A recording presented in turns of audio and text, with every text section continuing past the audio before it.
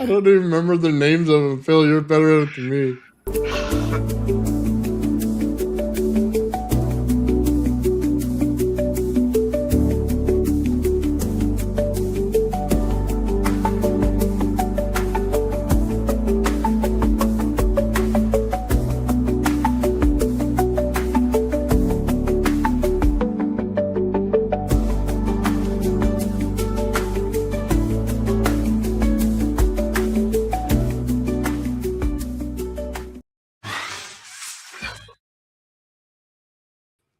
Good evening, everybody. Welcome to League of Extraordinary Inventors. I'm your host, Mike from Faraday Research.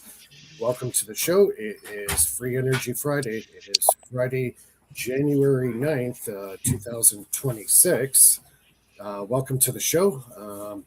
We got a full cast on tonight. Bernie will be hopping on here in just a couple of minutes. He's just firing up his computer. As always, we have Mr. Nathan joining us tonight.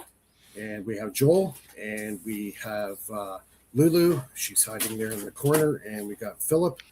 And last but not least, we have our special guest tonight, Dr. Yu. Welcome to the show. Thanks. I just want to say that I agree with what you're going to say ahead, Dr. Who. Oh, sure. Yeah, I agree 100%. Oh my goodness. I understand I understand everything you're going to say. Thank you for your support. Okay. Yeah, we're definitely going to get into real more depth on Dr. Yu's theories of electromagnetism. And, well, we got a full crew tonight, so we're going to ask Dr. Yu questions throughout the evening. And also, live chat is open. If you have any questions, comments, they're going to be posted live and on the screen there, so you can see all the questions come up. And hopefully we'll get to all of that. So, yeah, I just want to say, my last week's been really, really good. I've been doing a lot of prototyping of my solid state electrolyte for my power cell technology. And I got the last component that I need to make the solid state electrolyte. And this is where the industry is going now. This is kind of like the holy grail of battery technology, is solid state. So I watched a couple of lectures from some pretty prominent universities around the world. And it seems that what they're working on, I'm actually a little bit ahead of them in some aspects of my research. As far as when it comes to longevity of a cell, everybody's still hooked on lithium. And that's where the issue is with lithium. I decided to go another route. I'm using magnesium for several reasons. They will last longer. They don't have thermal runaway. Also, I've tested my cells in minus 12 degrees Celsius temperatures. They hold stable voltages and currents at sub-zero temperatures, which is very important. And as well, we're in the middle of winter, but when the summer comes up, it gets pretty hot here in Toronto. So on the hot days, I'll be testing these cells in heat as well. So I'll be able to get some good data on that. And, it's a constant learning process making these solid state electrolytes. They're not easy to make. I've done so much reading on the stuff. Like I'm reading like university papers, and there's only two places right now that are working on magnesium power cells like I am. The one country is, there's two universities in Japan that are working on it. And there's one university out here in Canada in Vancouver that are testing magnesium cells. Everybody else is still hooked on either sodium or they're still stuck on the lithium cells. So I decided to go with a different route, working with magnesium, because magnesium is so abundant. It's not a very expensive metal. It's also a metal that can be recycled. So there's a great aspect of recycling. Most of the components in my power cells are non-toxic. Actually, one component I could actually consume. which is really kind of mind-boggling when you think about it. Okay, we have Bernie here.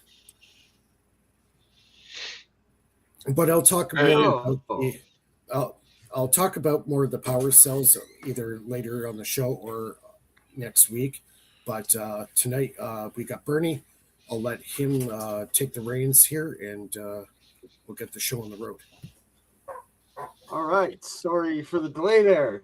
Computer takes a while to load up, but we are joined with amazing Dr. Weiping Yu, joining us as a civilian, despite his awesome job at NASA. And we have Joe and Nathan joining us to go over the different experiments that we are going to be conducting very shortly, starting next week once I'm down in California with Nathan. And so we'll cover that first, and then after that we'll get to Phil's updates with his anti-gravity magnetic work and mathematic theories, and get Weiping's expertise opinions on everything.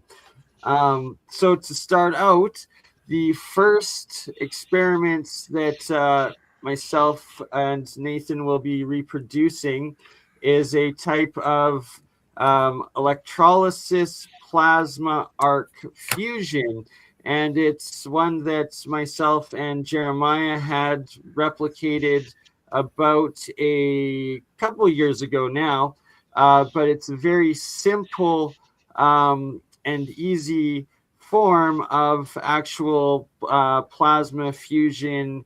Well, nuclear, I guess technically it's nuclear electrochemistry, but where the hydrogen and the specific atomic hydrogen produced in the electrolysis reaction through the plasma arc that forms between the electrodes of the anode and cathode, that plasma is enough that it's this equivalent to the surface of the sun, or where you need the fusion of, or capable of having the fusion of hydrogen into helium around the actual, I guess, ionized plasma through the water. And I'm sorry, I'm just trying to pull up the pictures of the last one we did, if I can find it quickly. And nope. Okay, so the basis of it is when the original, as the reaction starts out, the color spectrum of the arc light is an orange to a yellow, and that in that reaction, it's just simple hydrogen that is being produced out of the electrolysis, but it's a lot of hydrogen compared to as my regular reactions, where I'm only using 5 volts of electricity for a minimum amount of hydrogen. When we step it up into the thousands of volts, all of a sudden you get a ridiculous amount coming off of the plasma arc. But as soon as you reach a higher potential of the full white light spectrum, that's when the actual fusion of the hydrogen into the helium starts occurring, and that it has to do with that full spectrum light. And that's kind of, it also ties into aspects of what Joe, Nathan, and shout out Sean Calderon, who's not here, with your guys's RAV fusion model works with. So now that I've done that in a bit of a word salad, Weiping, do you mind giving your opinion on, because we were talking prior to this, why you, or how you understand the process of the hydrogen turning into helium in that reaction? Well, I could let Joe take care of that one. Joe's real good at hydrogen and helium.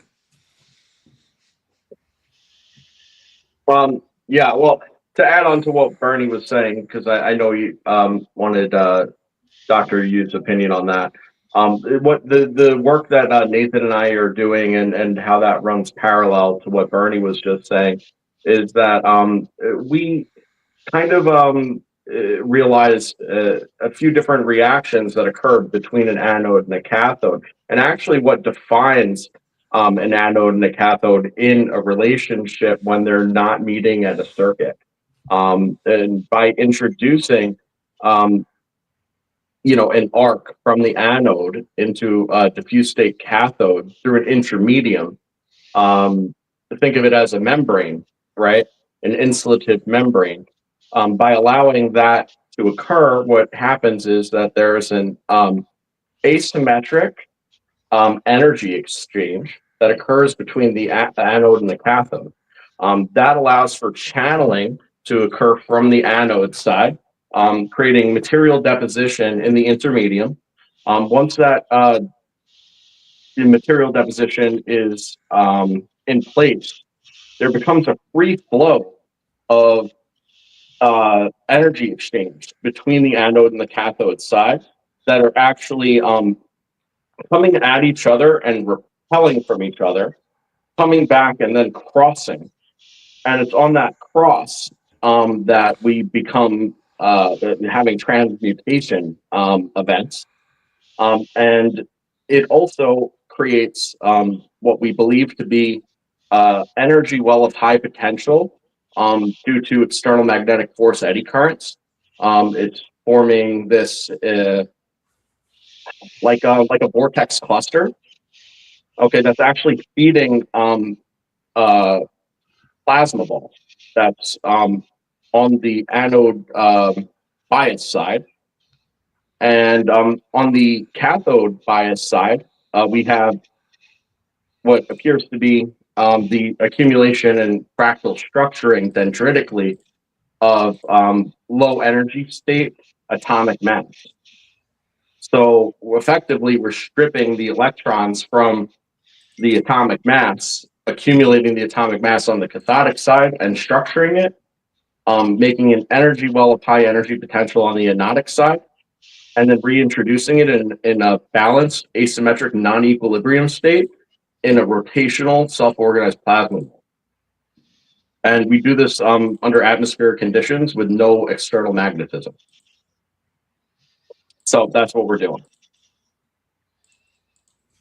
Although I see Weiping there, because it's like what the definition of what an actual electron is per se isn't the current model and how it works. So yeah, and I saw a doctor use a description of that. Him and I have extraordinarily similar thoughts on that. There's something else I want to discuss later on, but I won't open that can of worms right now. But it has to do with time and gravity as an energy exchange, but we'll get there. So Bernie, I put up a picture so we can get a good look at what we're talking about here. So as you can see, the anode cathode relationship there, it's spinning the ball of plasma in the center. What we noticed was when you slow this thing down and put it in slow motion, you can see the inside's white, the outside is yellow. You can see the full color spectrum coming off on it to the left. You can also see that it's building out a satellite. That's not a camera effect in the way that the lens actually looks at this thing.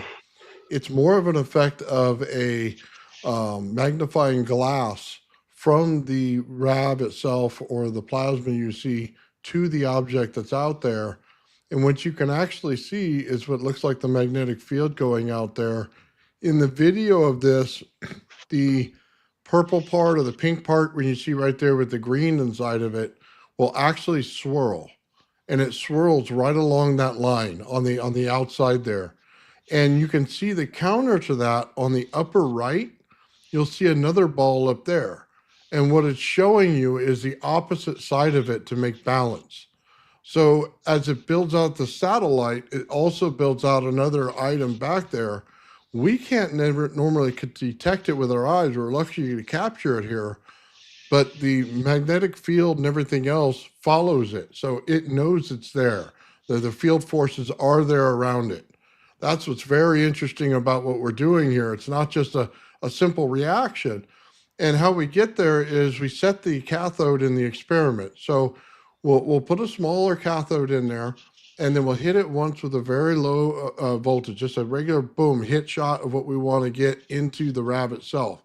What that does is it presets the condition in the cathode. So now it'll make what looks like is a open pore source item on top of it, right? Like a little ball. But what that actually does is it sets the frequency inside of it to be set with the anode now. And in that, you get a stable reaction. So you no longer need the in-between material. I don't need clay. I don't need anything else. I could do it straight off of the cathode because it now has memory of it, of the exact frequency that I want to create, which now gives us the continuous effect that you see here in the way that everything builds out.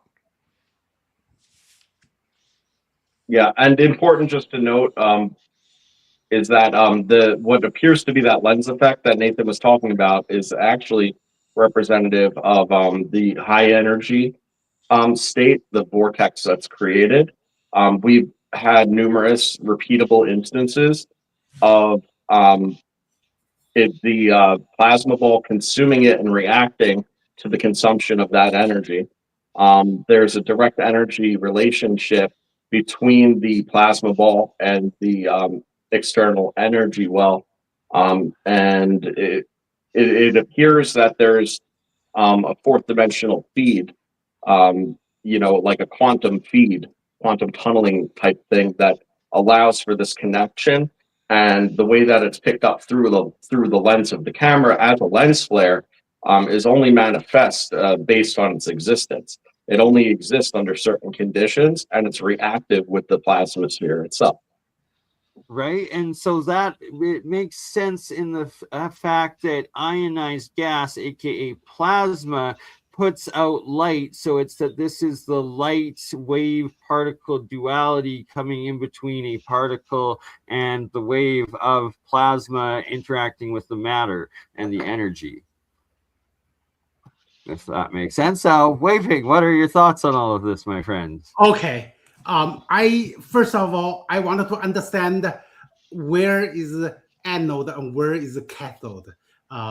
So the one with the alligator clip, is that an anode or it's a cathode? So right on the alligator clip on the top, that's the anode. Oh, It'll come down to where the light starts.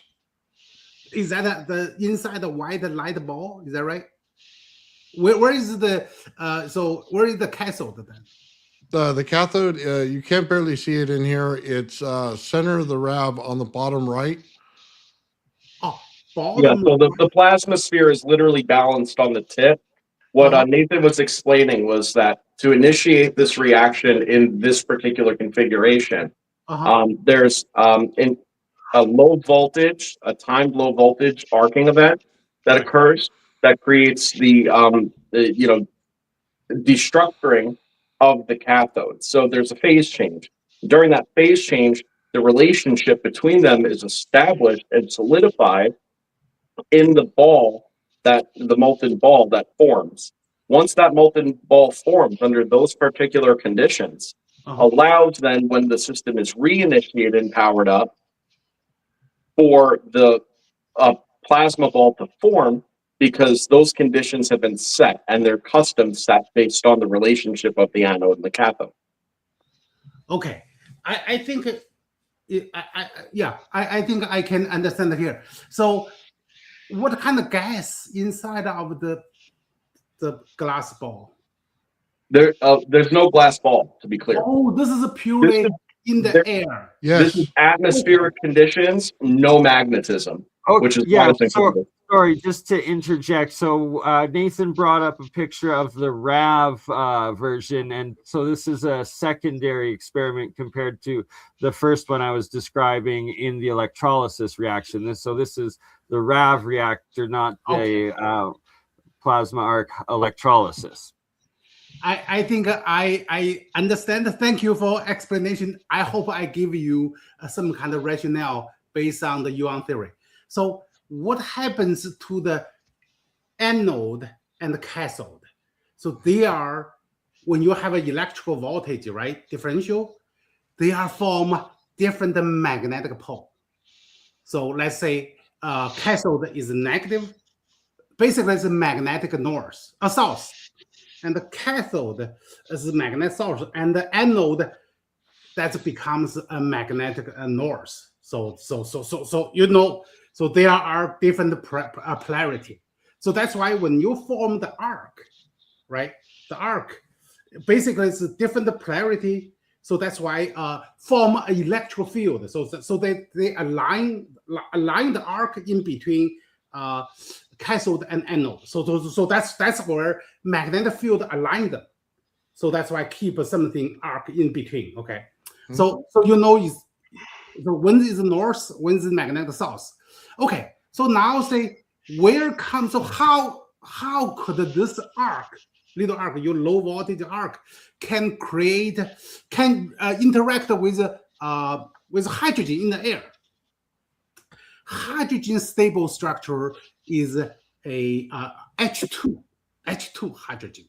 So basically, hydrogen, whenever you have H2, means you have two magnets.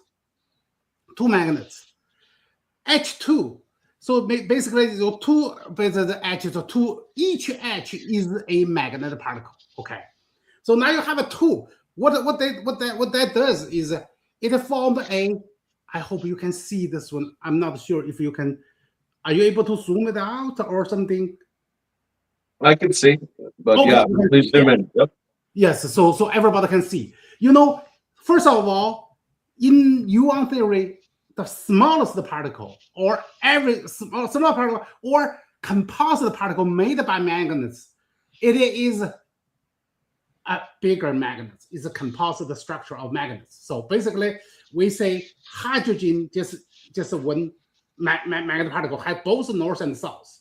So what happens if you have two hydrogen atoms? It forms a molecule, and this molecule actually is appeared as a fairly stable structure, right? So that's actually a magnetic neutral. However, because it's just two molecules, you cannot three-dimensional totally neutralize, right? So you close enough, you still have a polarity. Okay, so that's what hydrogen molecule stable structure is. This kind of neutralize the particle. Okay. However, what happens under arc? You know what the arc? Arc is high frequency vibration. So just like light. Light is, we call it electromagnetic wave, right? So wave means it's vibration, right? So electricity is, it's an orders magnitude stronger than light, because the light particle is like infinitesimal size of the unit, infinitesimal unit, form this kind of ocean, cosmic ocean. Okay, so that's vibrating. That's what the light is. Electricity, that's what is it? That's ionized particle, or you say every particle inside of the coil. That's atom. Every atom is a magnetic particle. So that means the magnetic particle is way bigger than the Yuan particle in the media, right?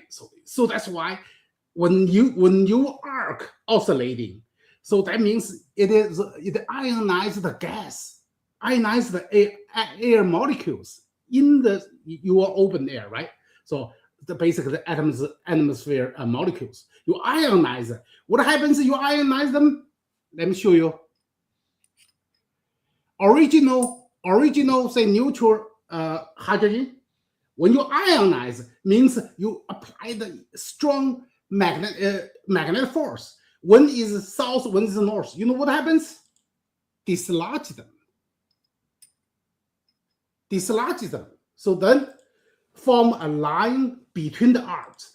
The line between arcs is highly magnetic particle and in high vibration. When vibration of magnetic particle create the electricity and also create the light. So that's when we see light is electricity goes through the filament, right? What they do, because they create oscillation of particles. So that particle oscillation, that's a light. So that's when you see arc. So that means is a polarized air molecules. So instead of originally like hydrogen, like H2 is stable. Now you polarized becomes highly charged, and when they vibrating, you see you see lights. That's the white lights you see. Okay, so what happens now? So originally a stable hydrogen, you dislodge them. And of course, at a certain point, the high energy part, you not just dislodge them. This one, you could be individual. Hydrogen atoms could be becomes individual instead of H2. Right now, you become individual. That's where helium forms. When you're high enough, dislodge them, become charged, and make them separate. What happens? You have a highly charged, so that means hydrogen atom is a magnetic north and south becomes a charged particle. So what happens away from the arc? When this particle highly vibrating, right? So create this called impact. So that's why I create the lights. You hear sound. Sound is basically these charged particles impact each other. So that's why you hear sound, and you also see light. However, when these molecules becomes charged and away from the center, so that means when they cooling down. So that's the mistake by a fusion theory. Nuclear fusion theory is totally wrong. Nuclear fusion, think about it, we fuse two things together. That's exactly wrong. What happens, we separate them, and when these separated charged particle away from them, cooling down, what happens? They started combine with other particles. So it could be still form hydrogen, or could be, I have another set. I have another set. Okay. You know what happens? It's likely you could have 4 of them. Bernie, do you know what happens if you have 4 protons? What do you get? Helium. Helium, yes. That's where helium comes from. Okay. I see what you're saying right there. That makes perfect sense. Okay, gotcha. Oh my goodness! I know you have a high IQ. Dr. Yu, just to kind of add into what you're saying, so it plays well, right? When this plasma ball separates the differentials, it does exactly what you're saying, by the way. What it ends up doing is it structures almost like centrifugally in the plasma sphere between the high and low energy states.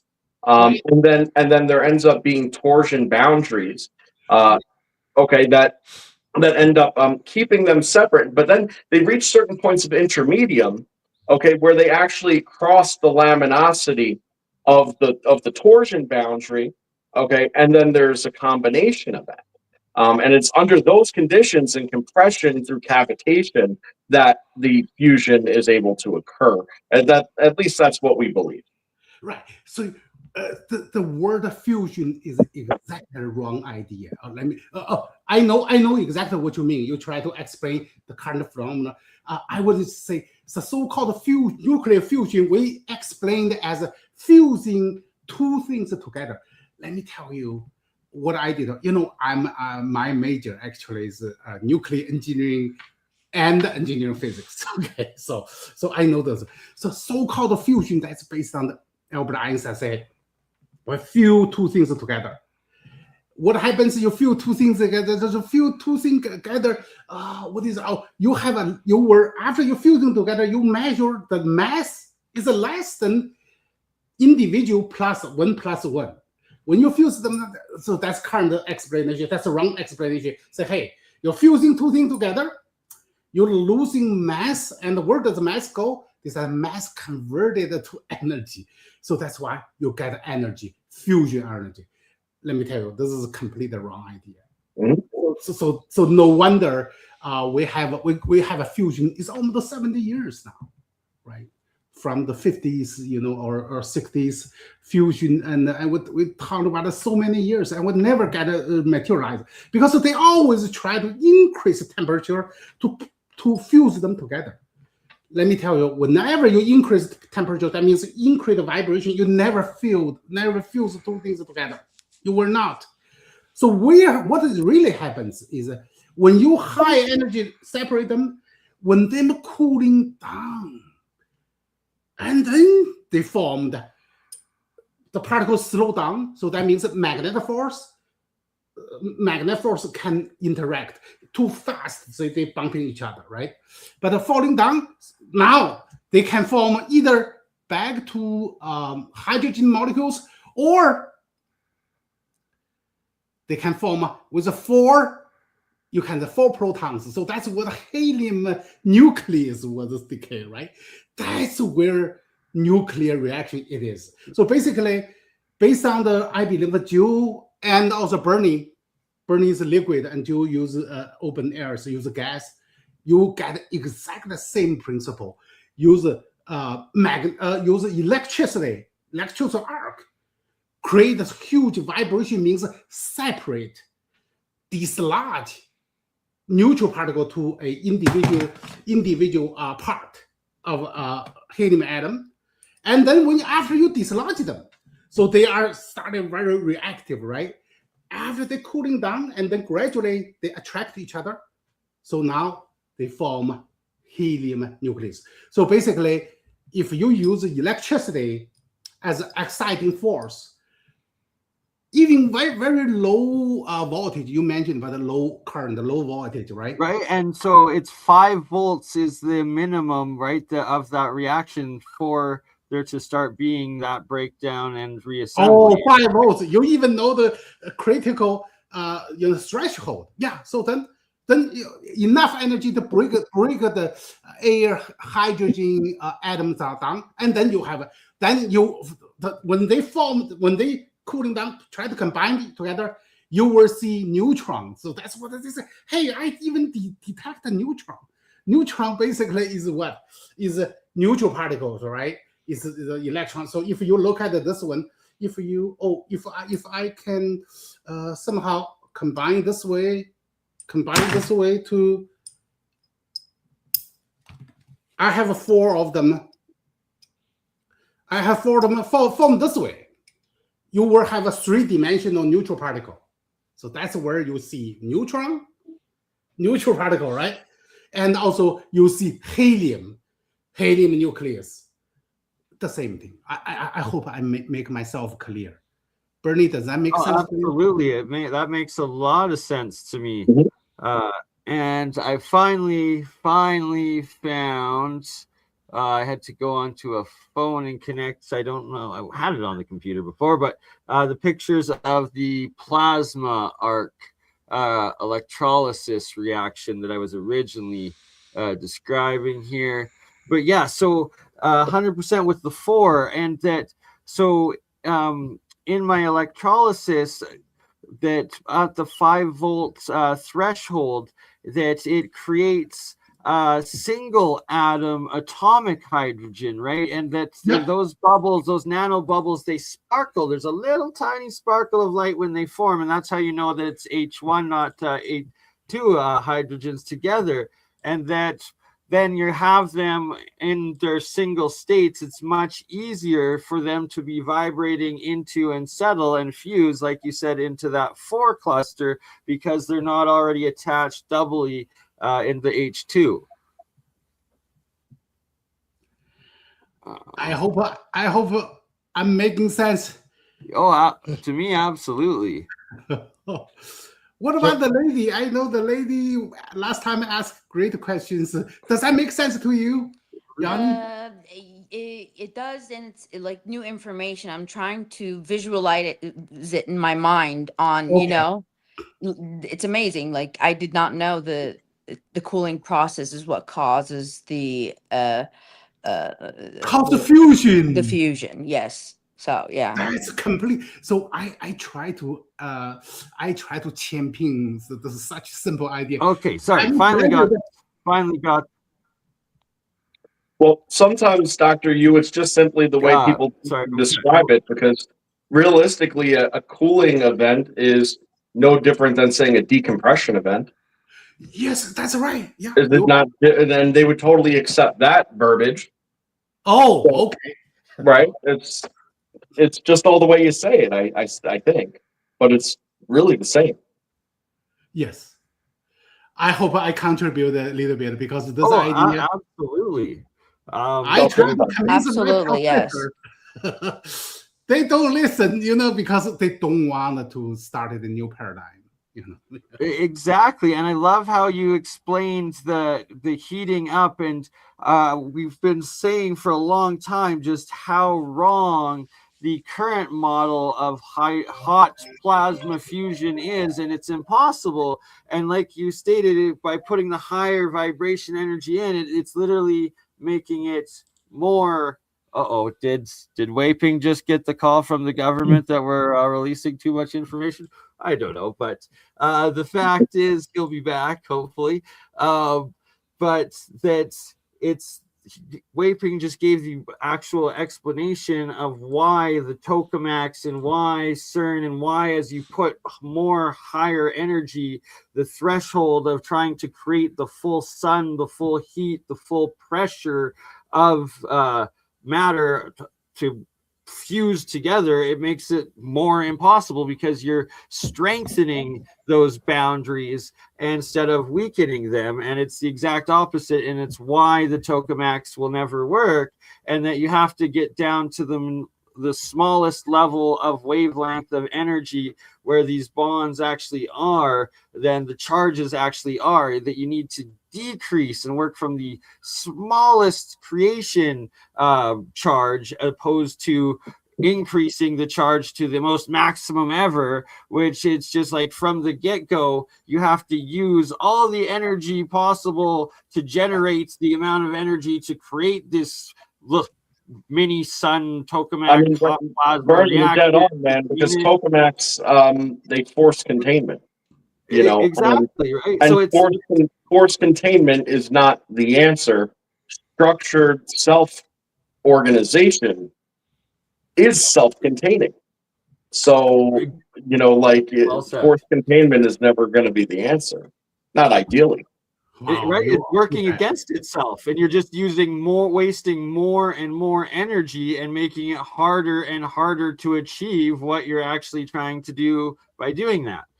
So quickly, while I have this picture up, so this is the original picture experiment, the electrolysis that I was talking about, arc reactor, and this is where you have it as yellow, orange, and red, and this is where it's making the hydrogen. And then from that, as you increase the voltage and the temperature gets right and it gets to the right situation, then you get it into the pure white plasma arc, and it accelerates, or it moves up higher, and that's where you now have the hydrogen forming into the helium between the cathode and anode in there. So yeah, just one last thing, Bernie. I had proposed an experiment to Nathan for when you guys get together, and I want to put it out there so it's in the ether. All right. What I was saying is that you should take one of your experiments, okay, that have atomics in it already, okay, and run a lead wire from one jar into a clean jar of water, okay, and use that as the cathode in a RAV reaction, okay. And what I want to see is if you could get low energy density atomic accumulation. You're kind of giving away some of my secrets on other aspects of more advanced parts, but you're bang on with what you are putting forward. So I already know the answer is probably going to be yeah, but I feel like that's something the world needs to see. Anyons and isotopes start forming in the secondary. See, now the whole thing about it is, for the simple mind, how does the material make it from one jar to the other, and how does it structure up? Well, once you realize what matter actually is, you realize it's just moving the energy that it already is anyway, along with the energy as a carrier wave. That's all it's doing. Right. So just an opinion, but what do I know? Well, so people are like secrets are bad and gatekeeping. It's that this is literal national security level stuff that, you know, it's in my dead man switch, and you don't want to fully explain how easy it is to be making types of hydrogen isotopes and anions and so forth. And I'm just going to leave it at that for now. I'll leave what I say in theory undefined, and then you could fuck around and find out. You know what it is or isn't. I'm just saying. I'll tell you all the secrets though. Just figure out what it means. And that it's a very dangerous reaction as well, because that's when you're going to start getting radioactive isotopes that do have half-lives and decay as part of the output reaction. Well, I found that out the hard way 12 years ago and got very sick, and then I realized what was going on, and then it's like, you know, that's why I just don't talk about it too much, but well, there it is. I disclaim that I'm only a thought person, and I actually do none of these experiments. I just pass my bad ideas along to everybody else.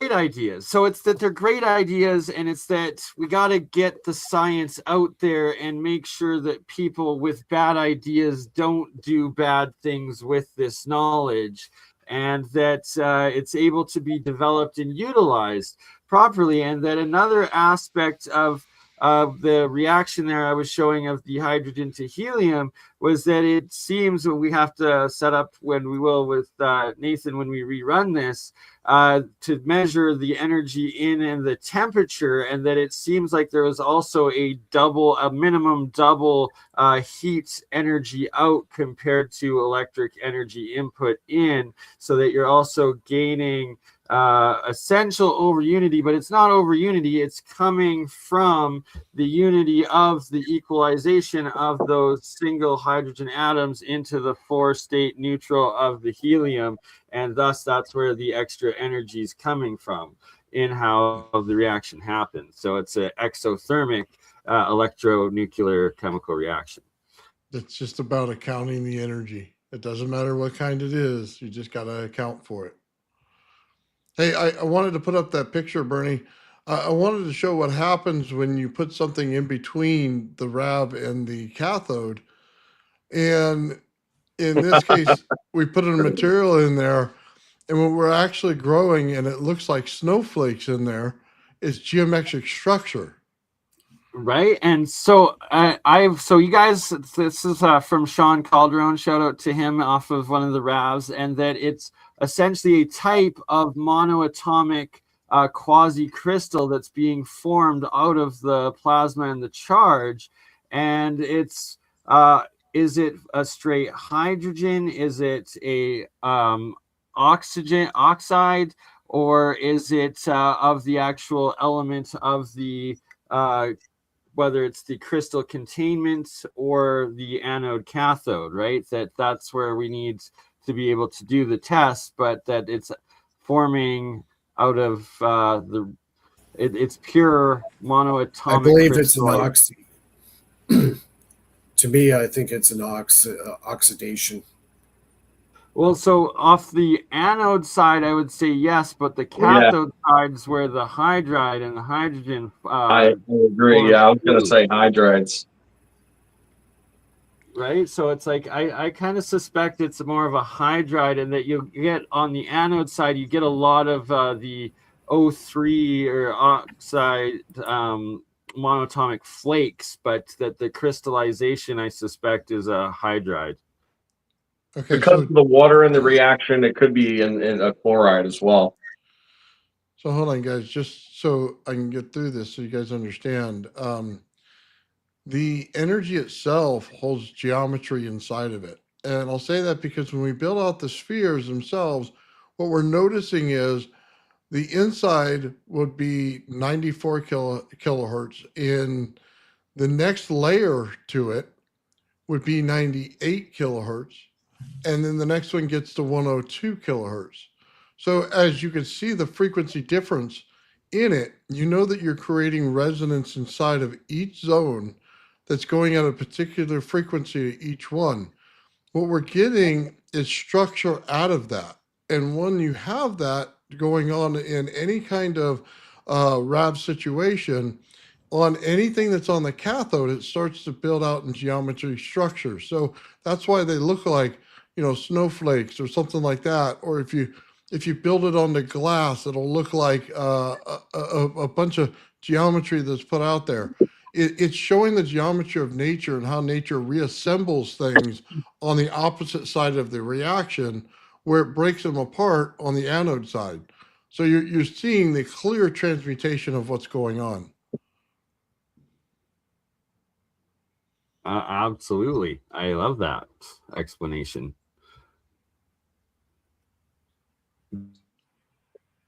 So what do you think about it? Oh, do you Yeah, have? Dr. Yu. Okay, as my okay, sure. Conventionally say oxidation. I'm gonna be abandon those kind of conventional chemical explanation. So basically, I believe that's Nathan, right? So Yes. he was described called a resonance. When you under resonance frequency, what happens?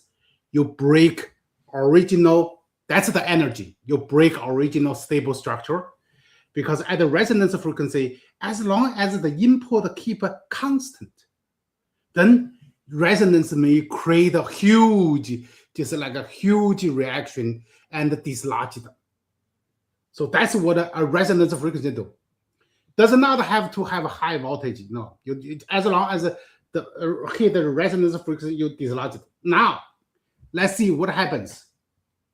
This happens exactly the same thing as water. Water forms ice, frozen forms ice. You know what that like? That was crystallized. It is still at the boundary. Water at the boundary. Crystallized. So why at the boundary, at the resonance frequency? Because you break them. At that boundary, you can break them, and also they try to combine them. They are small enough. They all form them. What happens when they both are charged particle? They are natural. They either form a stable structure or can grow. Grow means north pole attached to south pole. Grow. So that's where the snowflakes, the water at the boundary condition, and the grow. So crystallize. Crystallize means alignment of a magnetic pole. This happens exactly for what we just saw. Is that a hydrogen form, that one, or something else? But it is still the magnetic particle effect. I would assuming if you use a microscope, so take pictures of it. Could be the same, exactly same pattern as a water forms ice, ice flakes. Should be very, very the same thing, because fundamentally they are magnetic particle, and resonance means break them apart. However, at the critical threshold, they also try to merge together. So what happens? Higher magnetic pole connected to higher north and connected to high south. So that's why you see the growth. So basically, this is the picture. Establishing what is the formation of particles, formation of universe. Yes, that's the one. That's exactly how universe formation grow up. These are basically make magnetic alignment, perfect alignment. So that's why grow bigger. I hope that makes sense to you, Bernie. Yeah, absolutely. Okay, so maybe you can explain to people. Use your words. Explain what did I say? So, it's the natural structure and the resonant structure of resonant frequency structure and self-organization that comes out of crystal forming. And so here I've brought up with my ionic gold water, every time I freeze the water with ionic gold in it, it forms the ice with the exclusion zones and these boundaries of bubbles, and that's the self-organization structure of the resonance of a gold element in Gold water as it rises. crystal. Oh my goodness, that's exactly how grow. Yeah. Right. Wow. So you can see from the top, that's how they form every time with the ionic gold water, different ice cubes every time. If it's ionic gold water, it freezes into that structure, right? And Yes. then vice versa, to show another example that the self-organization of the resonance structure frequency, anytime I do ionic silver water, you get this geometry self-organization in the crystal formation of this vortex, almost like a lightning, so that no matter what, it's the resonant frequency of that mass of the element of the particle in the crystallization that it self-organizes into these specific geometries depending on how that resonant wave energy charge is. So again, these are all the forms of ionic silver. Every single time you're getting this vortex like tornado yes. formation compared to the gold that is the forms with the concentric field circles. Okay, I have 2 questions for you. I hope that helps other people to understand. Okay, so the first question is you mentioned about self-organize. How could matter can self-organize? What force is that? Right, so that would be the wave, how the energy is shaped just in itself, right? So that's how it's self-forming in the charge. I'm talking about that force. Yeah. You know, he wants you to say magnetism, Bernie. Oh my goodness, that's the word. Who said that? Yes. Is that Mason said that? Well, you got it. Dr. Yu, I find, oh my goodness. I don't define everything as magnetism, but I say that these things at these other scales, that they have magnetic components to them. So it's the geometry of how the magnetism forms out, I guess. Right? Yes, you got it. Exactly, right? So it's a magnetic component to it. And it's like, the one thing that's weird is it's like, I think people hear magnetism and they think of traditional magnetism. They don't realize the field geometries and the internal and external differential that exists within a magnetic field geometry, the relationship and how they become inverse on the inside of the field, and how magnetic components are dimensional in their nature, whether they're rotational on a plane, whether they're actually growing up at an axis or pinching off to become spherical. And that, in my opinion, is, I think, a big misunderstanding. I wish you could clear up for people, yes, if you agree. I just wanted to emphasize, you are absolutely right. So-called self-organized is due to a force, and this force has to be natural force, and self-organized has to be autonomously done. What force autonomously done? Naturally born magnetism. So I just want to make sure once you understand that, so the self-organization by what? Every particle has a natural born force. I hope, Bernie, that makes sense to you. Okay. Absolutely, right? And it's the geometry of that fundamental force crystallizing out and forming into the solidity of it. Okay. My second question. Okay. So you just showed gold versus silver crystal, different structure. Tell me what caused them different structure.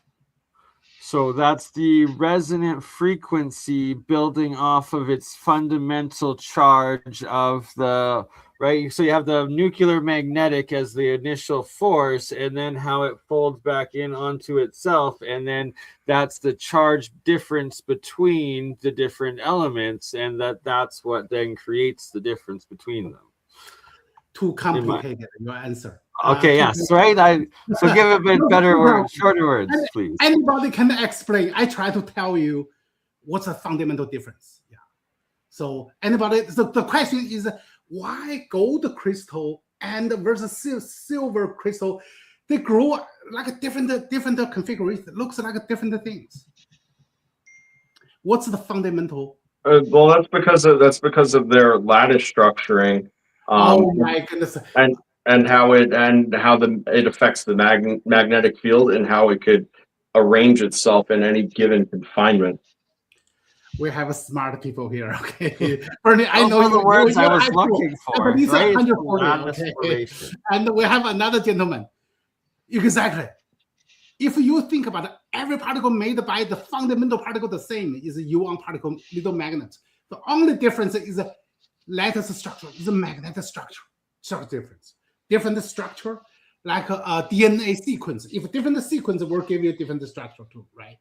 And so then different structure determine how they grow will be different configuration. My goodness.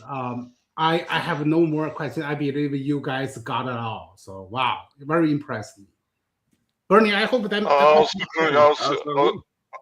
I'll simplify everything you guys are saying right now. Just You go ahead. I'm just waiting. You summarize it. Phil's awake. Let's hear it, Phil. Oh, Phil. Wow. All right, let's do this. I'll share my screen first.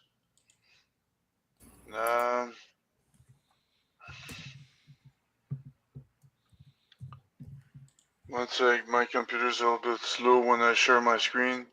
All right, it just woke up. All right. Remember when I showed quickly that paper? I'm basically saying that I agree with what Joe is saying, what Dr. Yu is saying, and what Bernie is saying, and Nathan. Because in all type of energies, and I calculated it here, all type of energies, you have the magnetic energy, you have the electric energy, you have the gravito-magnetic energy, and the gravito-electric energy, and then you have light, which is kind of combination.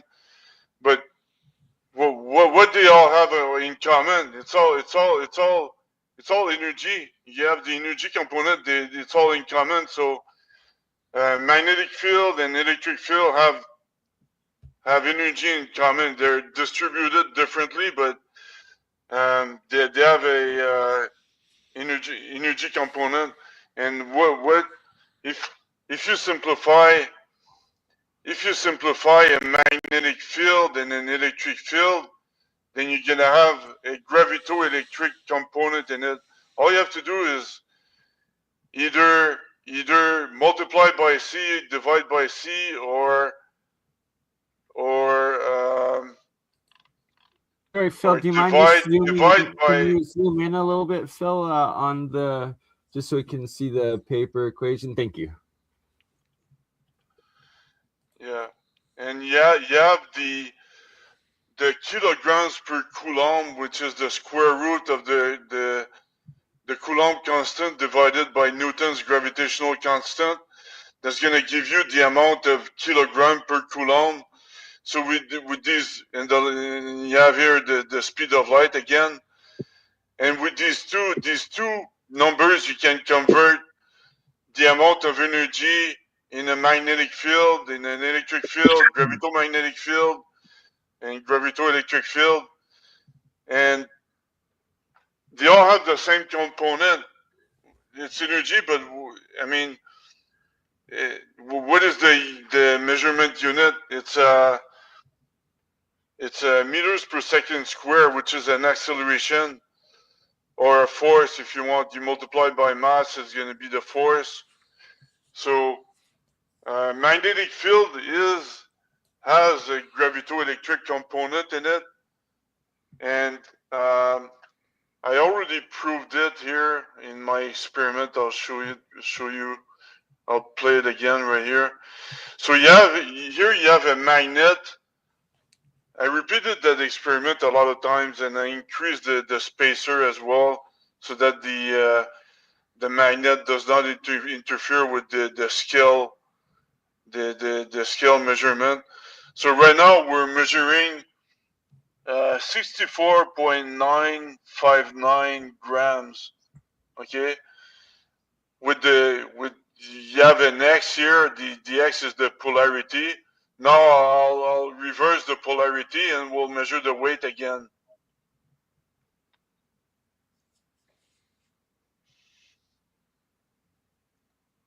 Oh my goodness! Exactly.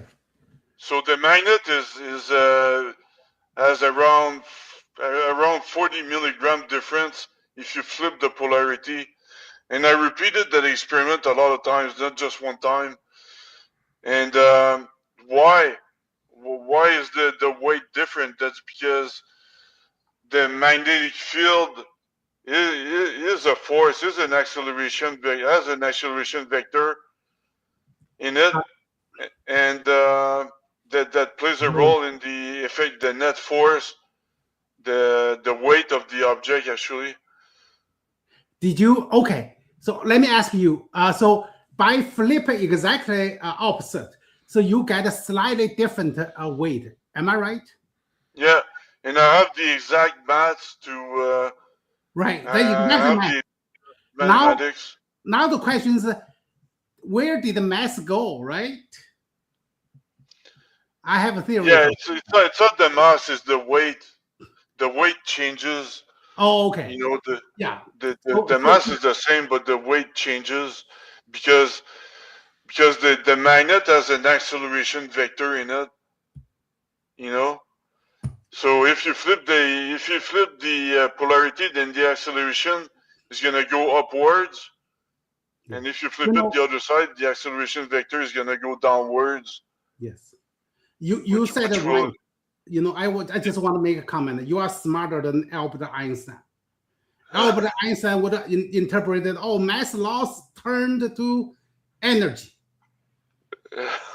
That's exactly the wrong answer. And you just said, we do not have a mass loss. We just lost weight, right? Exactly. So where did they? Why? So now my question is, why you lost the weight? Where did that weight go? Yeah, it's a magnetic field has a gravitoelectric field component in it. And the gravitoelectric field, what is it? Is acceleration, meters per second squared. And actually, it has an acceleration vector that has nothing to do with the magnetic field. So there's that's why if you flip the polarity, you're gonna flip the acceleration vector. So it's either gonna add up to the weight or subtract. Phil, you know? I have answer to this one, but you know, your explanation is too complicated to me, or I did not understand fully. So Bernie, can you translate what Phil tried to say? Where did the weight loss? Where did the weight go? I also didn't fully get that, so I would like to hear yours. Well, can I share my idea first? I don't want it to be spoiled.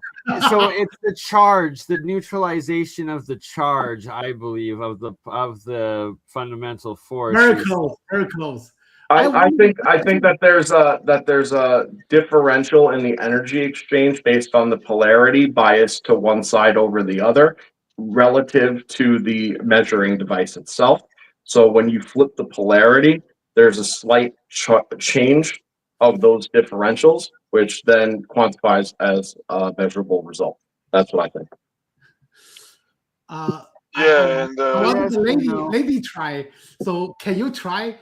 Say they are very close, but yes. Yeah, but again, it's imagine I can do a better presentation next time, and I can send it to you if you want a PowerPoint or a video presentation. Maybe maybe we can have a detailed review. You know, with everybody there. Can I say it? Yeah, go ahead.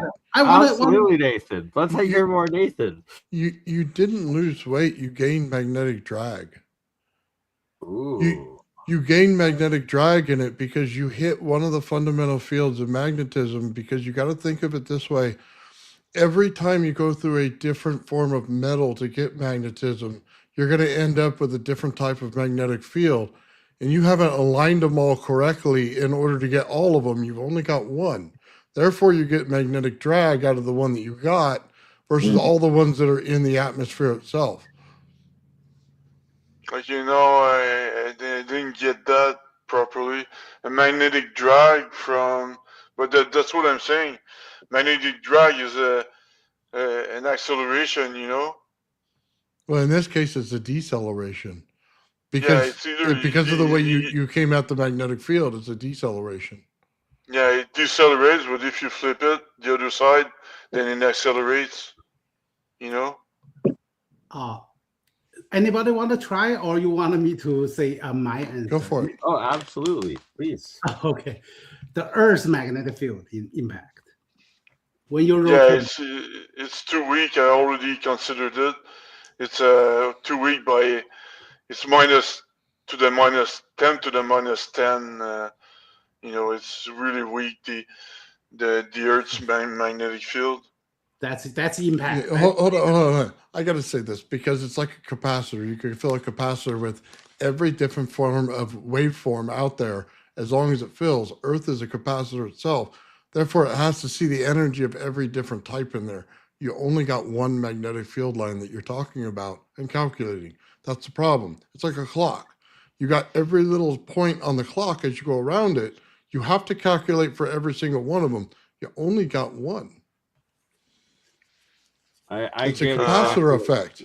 It's the different waveforms and energy. It's the difference between using, say, copper and iron in one form of magnetism, and then turning around and using aluminum and copper and getting a different form in itself. Both will fill up a capacitor. It's the rate of how fast it fills it up. Therefore, they give different magnetic effects. Yeah, different material have a different effect. One thing about the weight is Earth's gravity pulling them down, right? So that's weight, Earth's gravity. But if the magnet has a north and south pole, if a magnetic pole, okay, I have to explain. So-called gravity, that's Earth's pole. Gravity is a manifestation of magnetism. So gravity is a magnetic Not a effect. force, it's an Yeah. effect, right? It's Exactly. not It's an effect. fundamental, it's effect. Okay. No, I think you got it. You got it. So if you know gravity is a pull, it's a magnetic effect. So now you turn around slightly, just a slightly different, opposite orientation, right? So you see, hey, I lose some weight. But if you tell Albert Einstein, he said, oh, we lost the mass. A mass converted to energy. That would be the wrong answer. Okay. Yeah.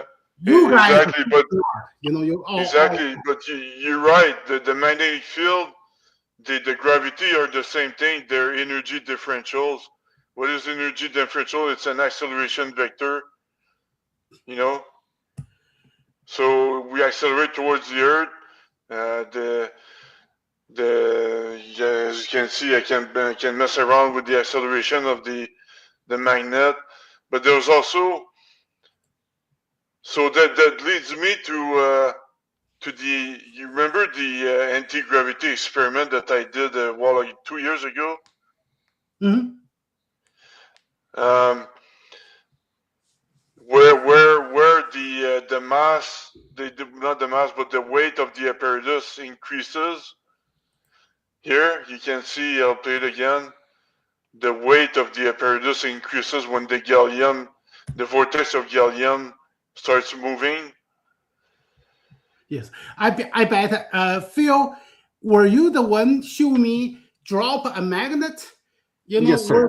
We're far faster than that. Okay, you got the greatest. You got the best experimental evidence for me. Yeah, I appreciate it.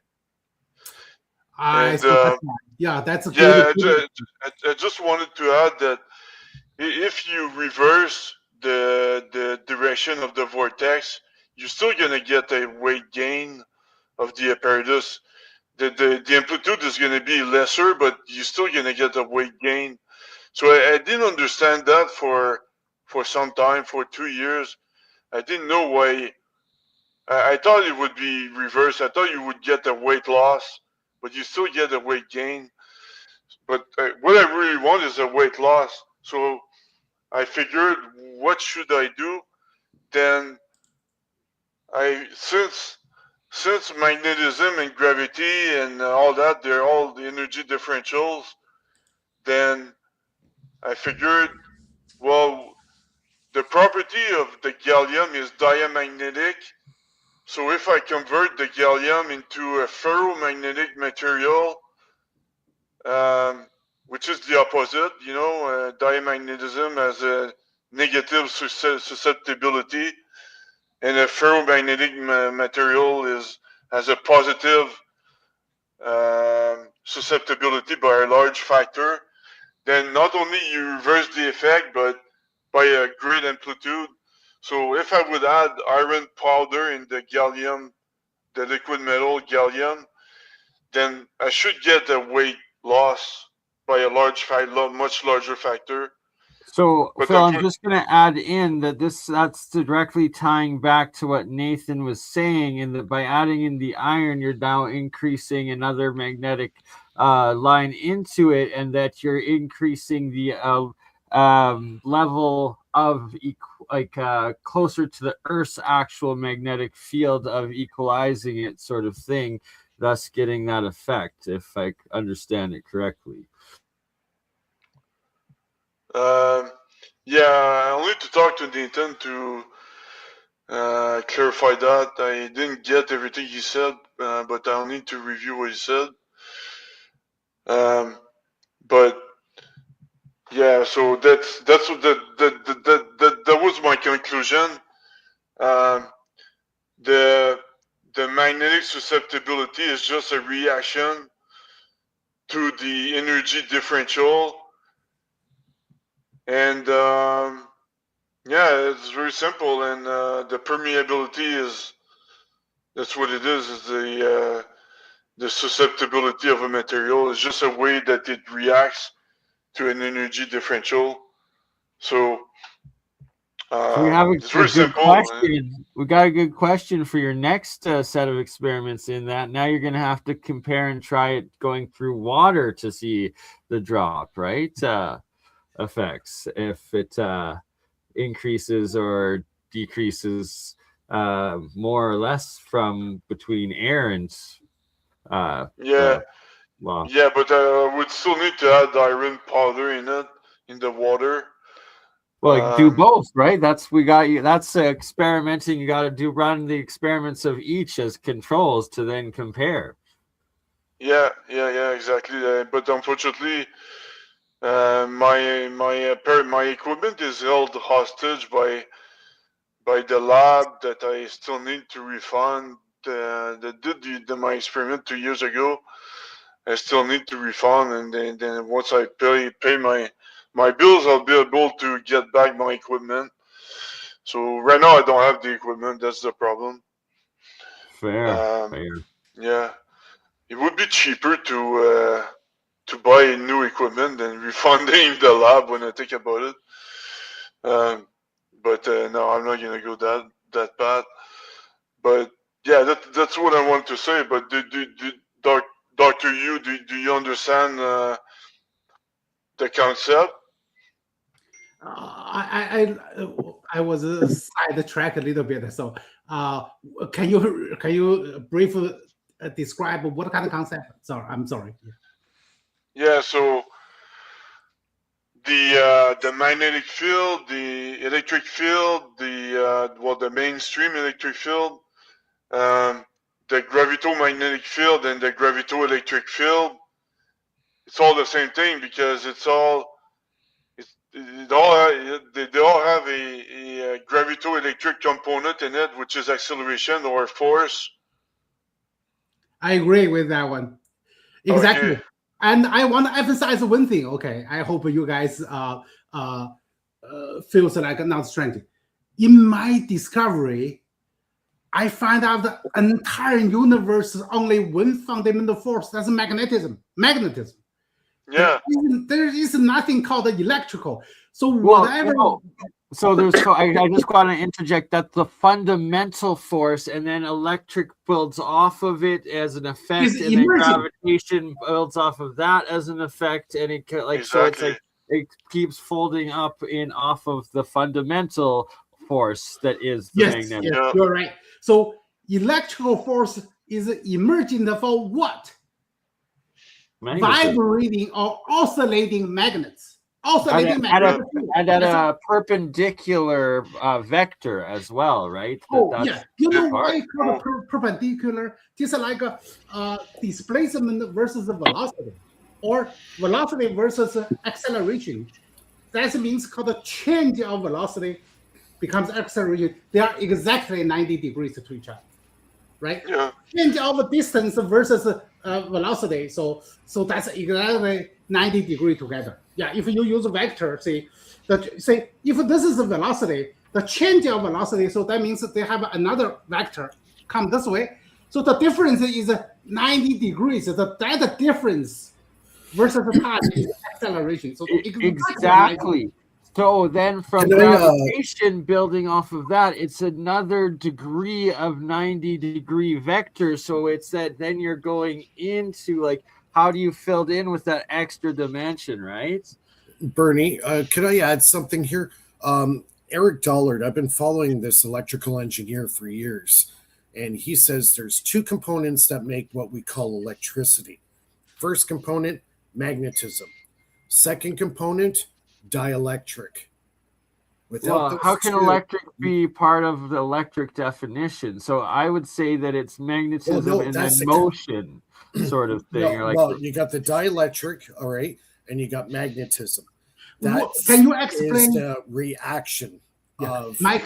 Can you define what is called a dielectric? Dielectric. Anything that is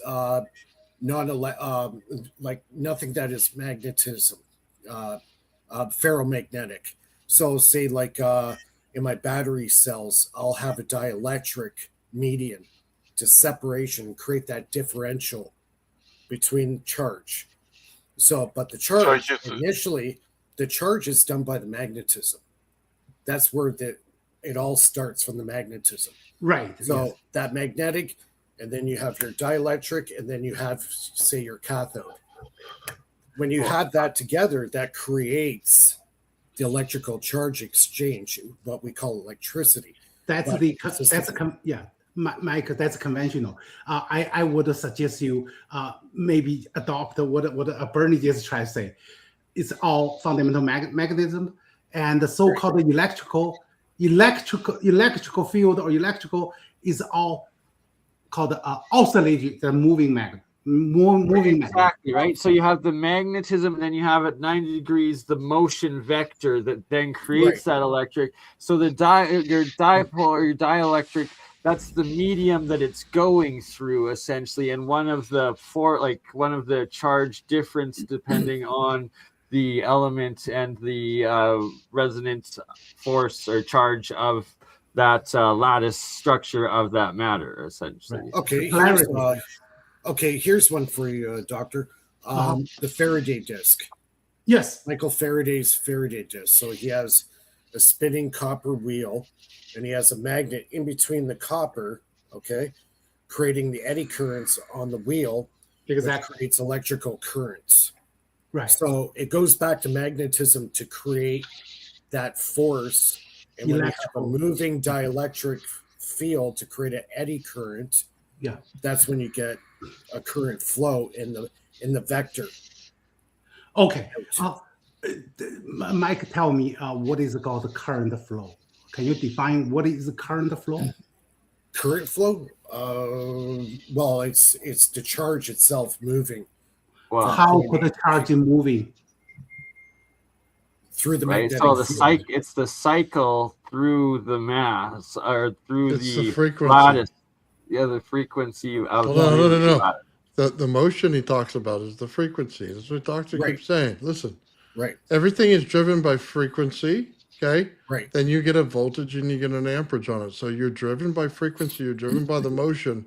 It takes a magnetic field and builds a electrical field on top of it, is what he's saying. And in that, you can drive any system that you want. It takes those three components in order to do everything. The movement of the magnet creates the electrical field, is what he's saying. Right. But the opposite is almost true. And here's the part that gets me, is magnetism and electricity are co-linked. They cannot be unlinked. And we know that because you could take a dielectric or an electric and you can spin it and create a magnetic field.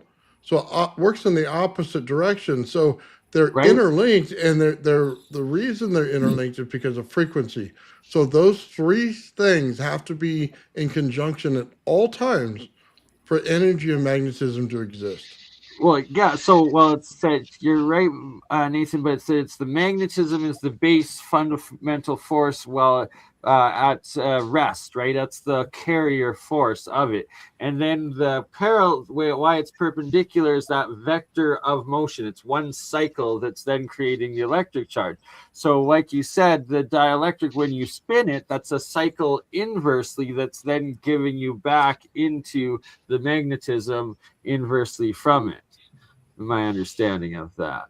So it's like a cycle of a full cycle. So like I think the definition of the charge is it's like coulombs per second, or I think, right? So, and the coulomb being the electron that goes through, and that it's how many of those, and that so DC, right? Your direct current. That's why it's so much. It's cold electricity essentially, and it's more efficient because you're not.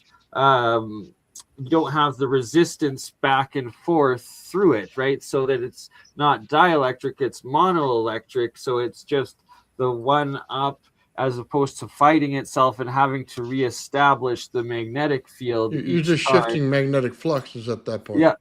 That's all you're doing. Sorry, you're shifting the magnetic flux in order to not create heat.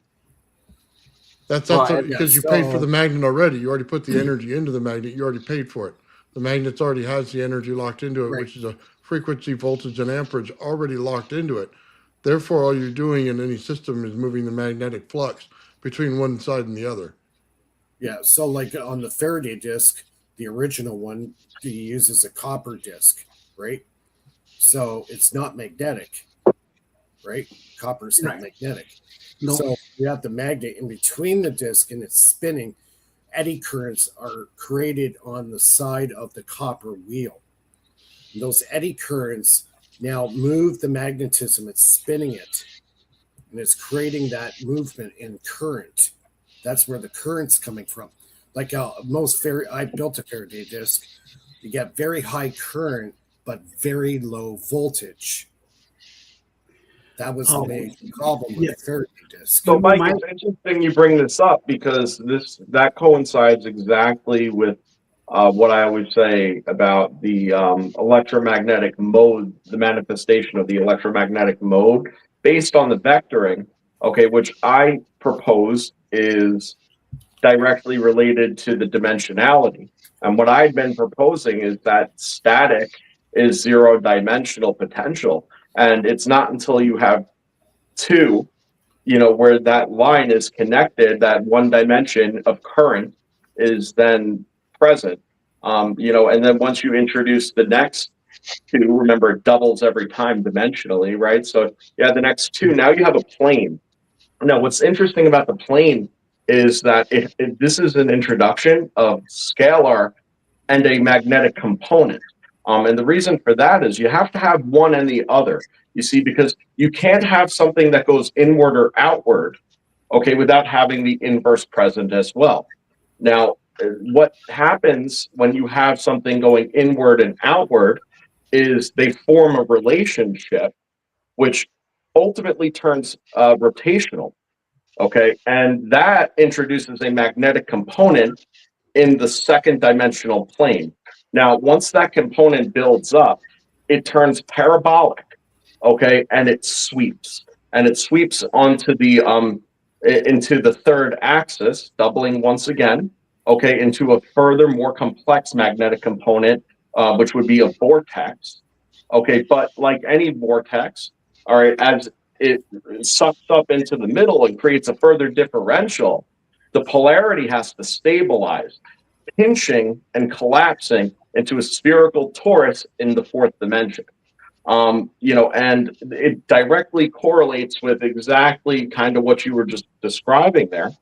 And it's through that pinch and through the spherical four-dimensional torus that is, in my opinion, the axis point of the exchange of energy, with matter.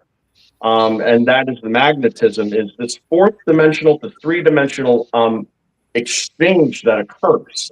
And as we know, electromagnetic modes only manifest in the presence of matter. Otherwise, they're transient.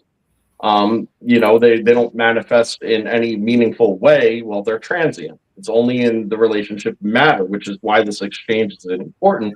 I actually propose that that's the mechanism of time, is based on that exchange rate, and therefore, and also directly correlated with gravity as well, because the exchange rate has direct correlation with the mass, and therefore the magnetism being deterministic of what that exchange rate is locally, which would lead to a variable, and also point in the direction of entropy, as energy is both captured and held in certain states, like how your cell is able to capture and hold quite a lot of energy potential and then be able to be used.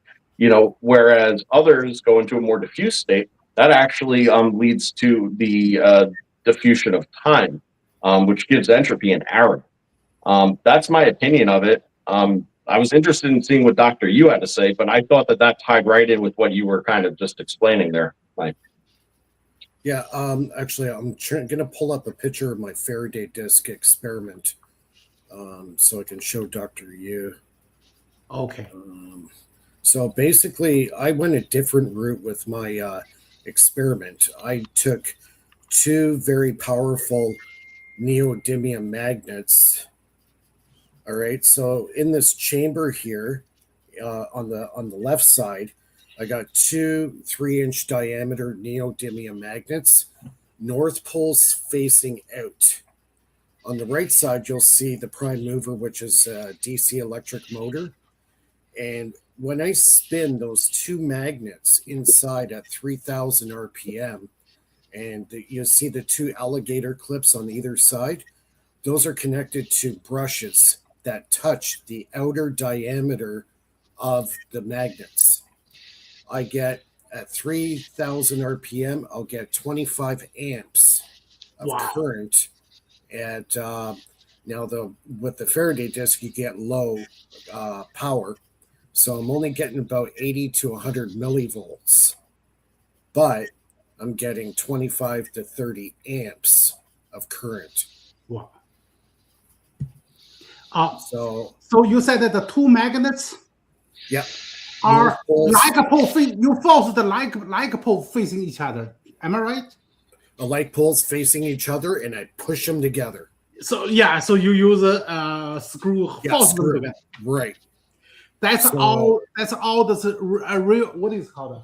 A mega love. That's all did that way. Yeah.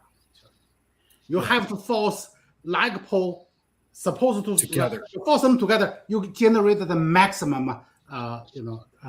Currents. Yeah. Currents. So I was able to get about 30 amps out of this device. Wow. So you purchased the overseas, the 3-inch diameter? Yeah, I 3D printed all the black containers you see there. That's all custom designed by myself and 3D printed.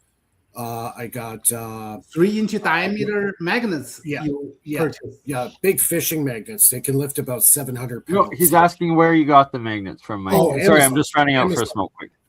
Amazon. Oh, okay. Got it. Yeah, thank you. So they're I try to purchase. I'm afraid that to them to detrimental. They're dangerous. They're dangerous. Very dangerous. But yes. you did good. You forced them together, very safely, secure. Wow. And very important in this construction, you have to use ceramic bearings. Oh, okay. Did you happen to measure how much magnetic field extended out? About 24 inches out. Oh, 24 inches. Oh, okay, yeah. 24 inches. So 12. It's about 2 feet. Yeah, so about 2 feet. Yes. I believe that's what Bush, what is it? Somebody. Boyd Bushman, right? Bushman said extended 3 feet. So his magnet is bigger than yours. Yeah, his was bigger. Okay. Yeah. But it created a very huge field around it.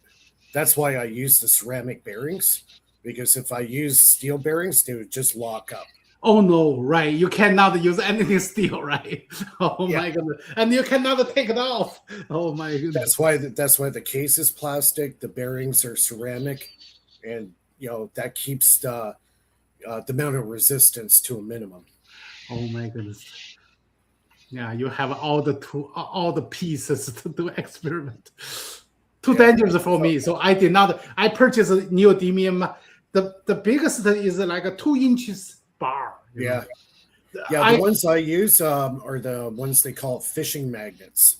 So you can get them up to 3.5 inch diameter. I've seen some over 4 inches. Oh my goodness. Oh, right. Yeah. So they're called fishing magnets because you put them on the end of a fishing line Yeah. and then you put them into the water and it pulls up the metal stuff where it's how they like get the bikes or the guns or the whatever that's thrown into the river Yeah. or the lake or whatnot. Like these Joe, ones, sorry. these ones here have 750 pounds lifting force. Wow. Pretty Wow. big. So as soon as you're done, Mike, before we wrap up, I know Joe's got a paper that and stuff he'd like to discuss and get a little Sure. bit from Dr. Yu's opinion. Well, yeah, on. I mean, actually, a lot of what was in the paper was what I was saying before when I kind of related it to, how Mike was talking about, the spinning magnets inducing a secondary magnetic field around the copper, which is revectoring it into a current. And what I was kind of explaining is that the way that I see that magnetism modes change is based on vector. And I see that the vector is directly related to dimensionality. So, as I said before, static is kind of representative of a zero-dimensional potential. And it's not until it has a relationship with something else where it actually turns then into a current state in a line. And then when you double that up, at that point, it's on a plane, and then there's a scalar potential of an inward and outward. Okay, that because of the relationship of the inward-outward turns into a rotational plane. Now, that's your introduction in that context of your magnetic component is that rotational plane of the two scalars.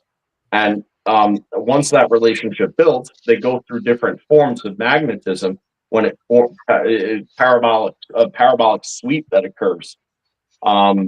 And basically creating a more defined polarity in a vortex and a generalized torus. And if it's strong enough, if the magnetism is strong enough, then it would ultimately pinch off entirely into a sphere and have a four-dimensional toroidal, component where there's, centralized compression that is both, there and sharing the space and not at the same time, and because the dimensionality is not aligned, we perceive it as sharing the same space when in fact it's not.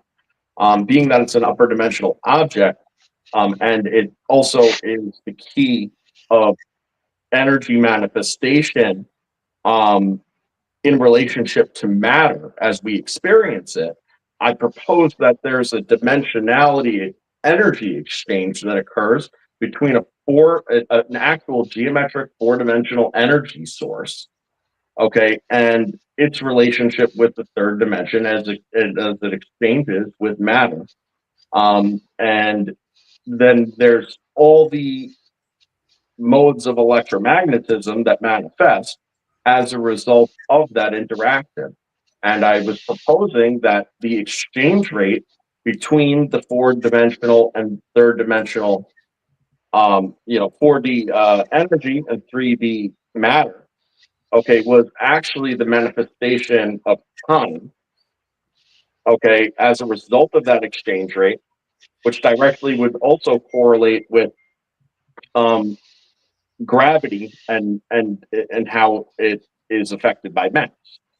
And that's why not all large objects necessarily have a high gravitational pull if it's not in relationship to anything else, and if the material that it's made of has a low energy potential, because at that point there is matter that's depleted and less likely to be, to induce this type of energy exchange with magnetism.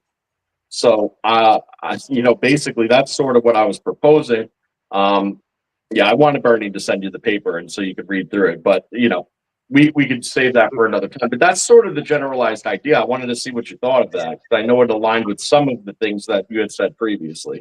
Going to quickly interject that I love that then what you're saying is that the time itself is the fourth effect out of where it's magnetism, then it's electricity, then gravity, and then time being the fourth vector into it. Correct. Yeah. Time is time is the byproduct, in my opinion, of this exchange. And it has to do with the offset differential of how much of that four-dimensional object, so to speak, that is the energy, is present in our 3D space at any given time. Because a four-dimensional object, as it passes through a three-dimensional space, it only shows certain portions of itself at a certain rate, but that rate is linear. As far as how much of it is in, that amount goes up proportionally, and it could be exponentially greater the closer to the central axis of the four-dimensional geometric shape, so to speak, sphere, let's say, is in the third dimension. So there's an exchange rate that I believe exists that has to do with magnetism, because magnetism in its spherical toroidal form is four-dimensional. So that's sort of where it was coming from. Fascinating. Like that. Yeah. Dr. You any thoughts? Oh, I think I'm learning so much. So maybe we'll save some times next time. If you guys interested, I want to make sure I'm going to explain the concept of electrical versus magnetic. I'm going to try to say how can we unify them into one force, one phenomena. So I noticed there's a confusion here about how electricity works, and is that a moving charge, moving particles, or just oscillating? So yeah, if you guys interested. Number 3. Yes, please. So maybe some next Yes. time. Oh, okay. No, Thank you. Go ahead. Yes, go ahead, doctor. Not at this time, but it will Okay, take. a follow-up episode on it. Yes, Absolutely. maybe next time, if you guys interested, I will talk about how did I discover the first thing I find. Oh my goodness, electricity is not the flow of charge, is not the flow of electron, and then started there and discover whole theory. So I will explain that process to you. Absolutely, yes, and 100%, because that will require like your full presentation and whatnot for us to get it 100%.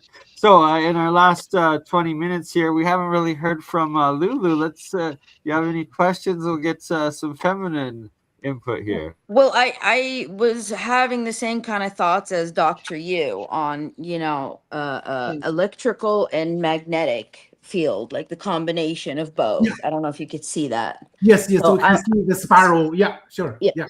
Hold on, let's see. Yeah. All right. So, you've got the electrical, Yeah. and then you've got the magnetic. Right. And so, I mean, you guys were talking, I was thinking, but and the graph would go something like this, like from the south to the south, and to the south, and then Right.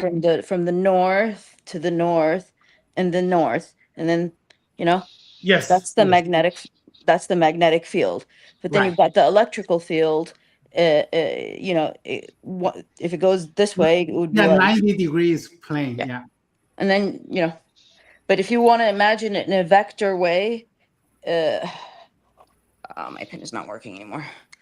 So what you're saying, Lulu, and sucks, shout outs to Nathan. He had to go to join another stream, but that when regards to the perpendicular 90 degree, that you're hitting on a key part, Lulu, and in your diagram there, that it's having the secondary coil at the perpendicular intersection of your first coil, that you then get the ultimate unity of the Yuan force. There. Oh my god. But yeah. Yes. Yeah. That's one part of my theory, try to correct the mistake made by James Clerk Maxwell's equation. Yeah. So, Doctor, would it be fair to say the second you put electrical charge on a wire, a copper wire, automatically a magnetic field is created around the wire? That's exactly, yeah, that's right. Yeah. And that wire is static or it's in motion? Oh, you know, whenever you have an electrical field, that means the particle always in motion, but motion is not the flow, not the translate, not the transport particle. The motion is oscillating, like this lady drawed circular. It's like a vortex. Yeah, the vortex. Yeah. You know, but no particle moving away from any point. They just say, by oscillating around their static like a standing wave sort of thing, like this. Yes, that's right. Yeah. So nothing moves this way. They are oscillating, the changing polarity oscillating. You know how electricity is generated, right? So that means coil rotating in magnetic field, right? Or magnets rotating and a coil in the middle. So what happens? Okay, I can show you this one. Sorry about it. I don't want to take too much. So this is a generator. You know, I have a fixed magnetic field and have a coil inside it. If I rotate it, let me see how to AC. If I rotate it, you may not see. You will see the light come out, right? Yeah. So how does the light come? When coil rotating in magnetic field, so the particles, that atom in the coil changing, atom in the coil, atom is a magnetic particle. So changing phase, right? So that's why you have circular motion. So this is changing. All the coils inside of magnetic field, they're changing because of relatively to external magnetic field. So that's the orientation change. Orientation change create a oscillation. The particles are always oscillating, and this oscillation is the wave motion. Every particles are connected by elasticity, which is a magnetic attraction force. They cannot move around, but they can oscillate. But when you're oscillating, that's a wave propagation. That's where all magnetic force create relative motion inside the magnetic field, also changing the magnetic alignment, create oscillation. So that creates the current. That's create the current. Yes. Yes. Oh, I love that, Dr. Yu, and that. So a big part of that too is the difference between the AC alternating and the DC and the single, right? And that you're destroying when you're creating the electric charge in the AC, you're having to destroy and then rebuild that full field charge twice per rotation because of it, as opposed to the DC where you're never destroying it, you're just tapping it, so it's exponentially more efficient. Simpler words, AC oscillating, changing polarity 120 times per second based on 60 hertz. Electricity in US. DC, no polarity change, is oscillating in the less than 180 degrees. So that's a polarity always fixed. Why we need that one? Because if you use AC to drive what is it called, water pump, pump water from the swimming pool like our. Yeah. If you use AC directly, what happens? Pump water out and in, right? The water never goes anyway. You have to make sure the motor always turn it one way. So that's why You have AC coming in, you have to convert it to DC. DC means no polarity change, always within 180 degrees. So that's why you can drive that. You can have a consistent water flow. Exactly, and that so a big thing with wording and spelling, right? It's that when you're using DC into AC, it's called an inverter. It's inversion, and then when That's you're putting correct. AC Using a into full wave DC, bridge. it's called rectifying it. You are Yeah. rectifying Full wave. that again, right? So it's A full against wave the bridge natural rectifier. flow. Yeah. Okay, Yeah. I think we should save something to next time. Okay. Absolutely, absolutely. Can I add something before we wrap up? Sure. I just forgot to talk about something. 1 second. All right. Can you pop up my screen? All right. Yeah. So remember Dr. Sky Darmos that been to the show a while ago? Uh-huh. He has an experiment, a free fall experiment similar to mine, but using different materials, and he noticed a different gravitational acceleration for each materials. Exactly. Yeah, that's right. Yeah, and he has his paper is right here with all the detailed results. So he has. So he measures. He measures around a difference in 0.01 milliseconds. 0.1 milliseconds, sorry. Between the lead and the steel ball, there's a 0.1 millisecond difference. The time it takes for I think it's 1.8 meters height. So there's a 0.1 milliseconds. So I did try to to predict his finding using my theory, and I get actually 0.002 milliseconds. So I'm very close. I'm in the Goldilocks zone of his measurement. I still need to work on it. Maybe I forgot something, but I'm using finite theory and the permittivity of the material. Then that's gonna change the acceleration of the that's gonna change the net acceleration, because the material has its own acceleration vector again, and Just to put the wording of your acceleration, it's the magnetic polarization, like the magnetic. Each element, each material has its own magnetic charge or strength to it, and that's what's not incorporated when you're converting or using electricity or like a quote unquote electron.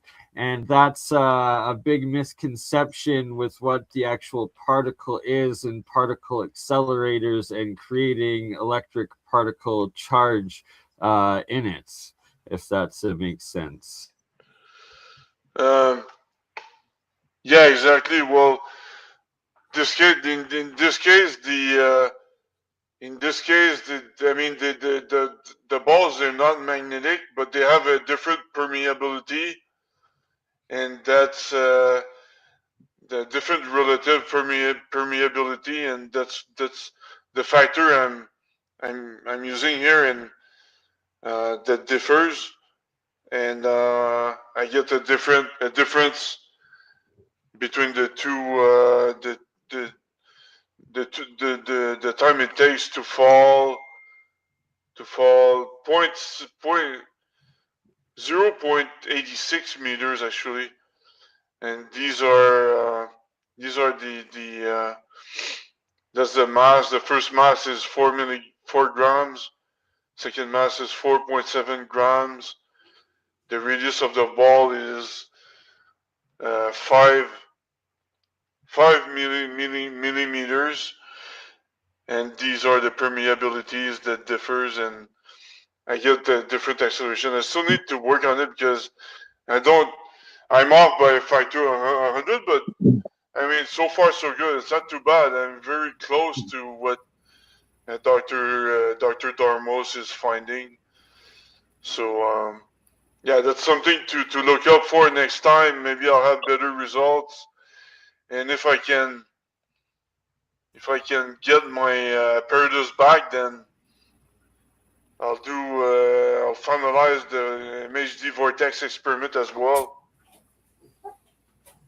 Amazing. Before we go off, I just want to show you guys briefly my new solid state electrolyte.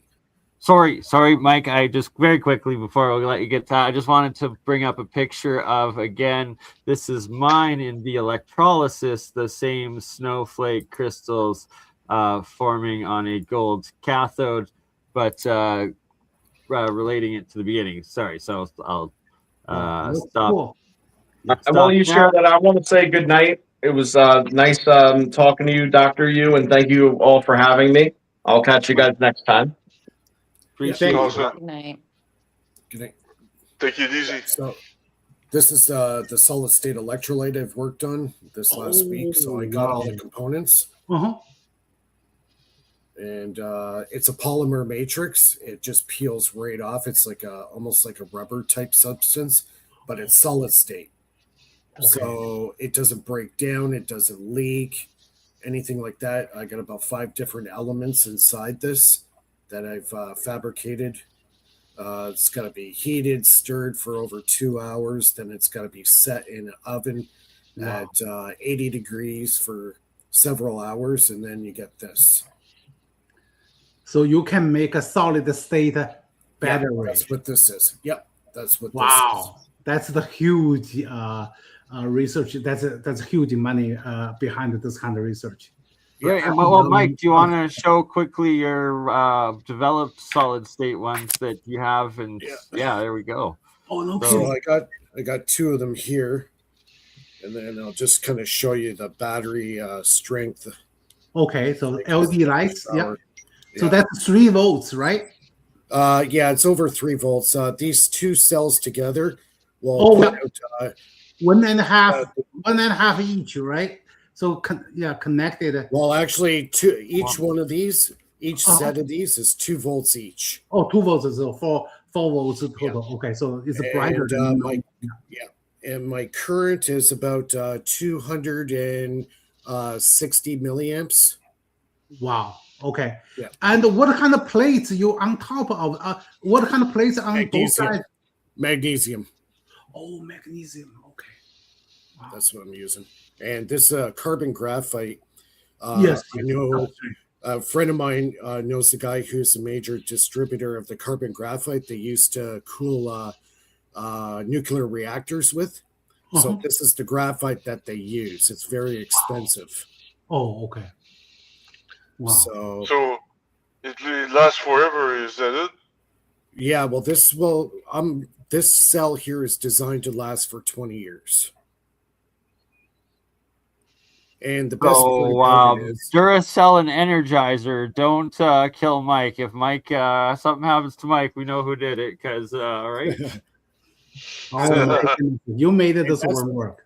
so the big problem with magnesium is the oxidation issue.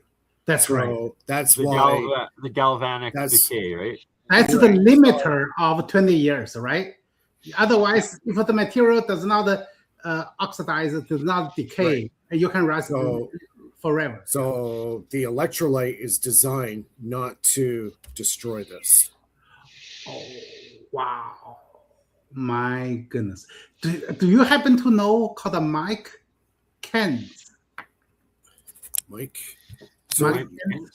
There's one gentleman, he made a battery just like that one. He used, he made, we actually, I have 2 of them, but borrowed basically. Yeah, it can 1.5 volts for each plate. Is Oh, I know who you're talking about. Michael Kantz. oh, Michael Kent. Yes, you're right. Yes, I he said it right. died. He passed away. He passed away. Yeah, we try Yeah, to 2022. purchase. We try to purchase his garage's leftover. So And, so my research is based off of what he was working on. did you get any leftover from him or? I didn't get leftovers, but I had a little bit of insight on what he was using inside. Wow.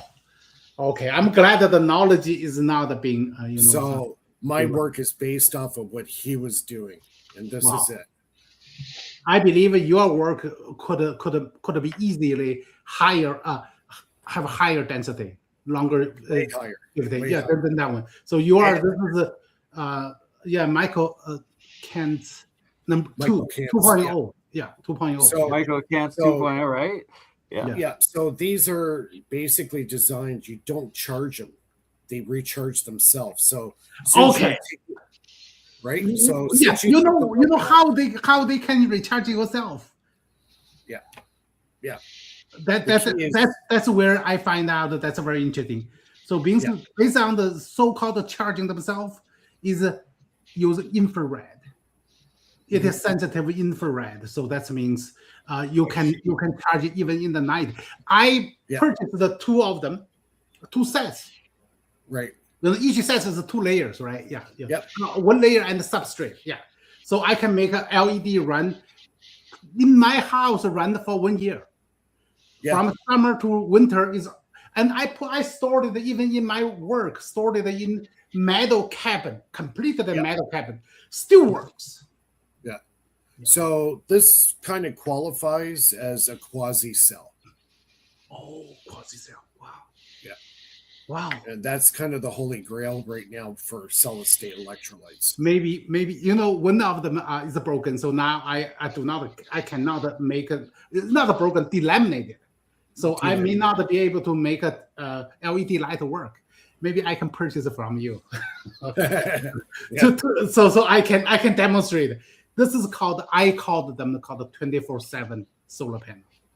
Yeah. Why is it 24/7? It's not only sensitive to visible light.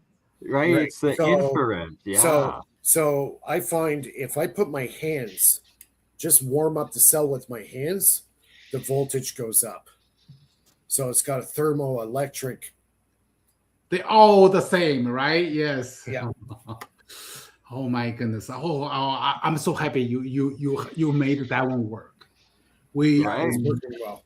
My partner tried to make it work and asked me, and I said so he purchased he purchased and keep it in my house for 1 year, and I gave it to him, and then delaminate. Yeah, but the thing is, electrolytes is not stable. Now yours are probably much better. Yeah, I had currents as high as 1 amp. If I go, really heavy on certain elements, I was able to get 1 amp of current. So, like these ones here, they're about 3.5 watts. So, yeah, it's a start, right? But this electrolyte, that's a huge business opportunity for you. Yeah. Wow. Yeah, I had to get the proper polymer, and the only place that carries it, the type of material I needed is in China. So it took me about a month to get the material in. So it showed up this week. So I've been working on this stuff. So, so I'm gonna. So it'll be even more developed for next week, and you'll have an extra one to for Dr. Yu's partner to sell to. On that note, we gotta end this right to now, just so it's under the 2-hour mark. So the AI will chop it up into a bunch of clips. This was